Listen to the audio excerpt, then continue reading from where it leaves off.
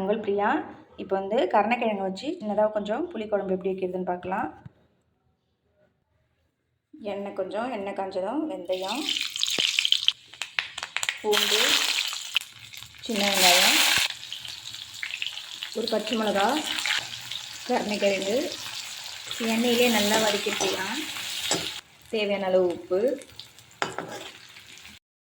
நல்லா சுருண்டு வந்ததுக்கப்புறம் தக்காளி சேர்த்துக்கோங்க.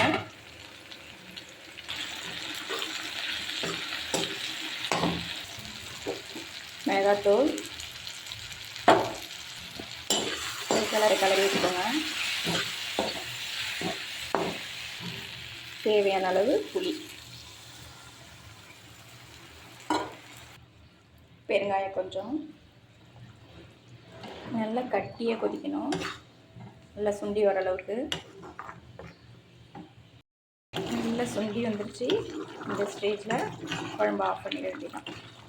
இது போல் ஒரு டைம் செஞ்சு சாப்பிட்டு பாருங்கள். இந்த வீடியோ பிடிச்சிருந்துச்சுன்னா லைக் பண்ணுங்கள், ஷேர் பண்ணுங்கள், சப்ஸ்கிரைப் பண்ணுங்கள். Thank you friends.